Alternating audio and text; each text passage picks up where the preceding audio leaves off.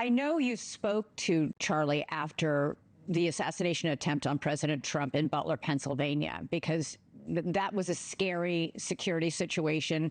At that point, you talked to Charlie about his security situation because he's controversial. He had gotten death threats. A lot of people would protest when he would appear. What did he tell you about his security situation after that Butler assassination attempt on President Trump?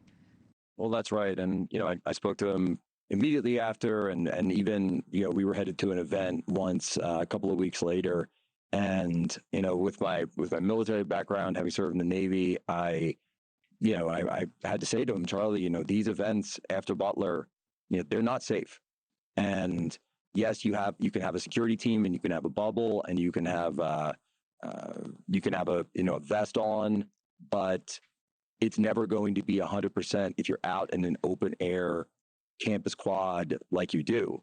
And he basically said that he didn't want to stop, that he wasn't going to stop. And the reason, though, was even though he knew the not threat. Because he wanted, even though he always knew the threat. I mean, Charlie got death threats every single week of the year.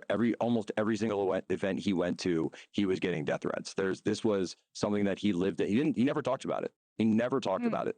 But this was a constant thing for him and for his family, personally, that they had to deal with wherever he went. So he never traveled without security. It's just something that, at his point in his career, that he was dealing with on a 24/7 basis. But even though he knew the threats, he said what he said was, the kids always come and the kids want me there. And he went for them. And I really want to stress that in whatever I say about Charlie, is that this wasn't about him and it wasn't about followers. It was actually about meeting people. Yeah, here are Charlie's own words. We as a culture have to get back to being able to have a reasonable disagreement where violence is not an option. When people stop talking, really bad stuff happens. And that's Charlie. If you came to one of these events, he would always say the rule was, if you disagree, come to the front.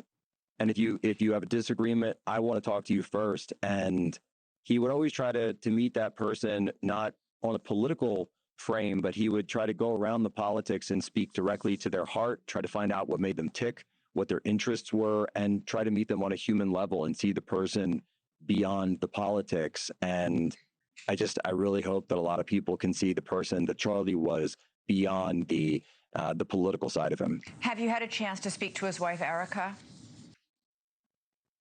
I haven't spoken to her directly yet. She's obviously very wrapped up in things right now, although she and my wife are close. I've spoken to some people around her who say that she's being incredibly strong right now. Erica is just someone who I know is incredibly devout Christian. She's deeply, deeply faithful, and it is that faith that's going to carry her through this. Yeah, this is the worst possible thing that can happen to a family. She's got a lot to deal with right now. Jack Posobiec, thank you so much. Really appreciate you coming on the show to talk about Charlie tonight. Thank you. God bless. Thank you for watching. Subscribe below and download our NewsNation app right now on your phone, and you will get fact-based, unbiased news for all Americans.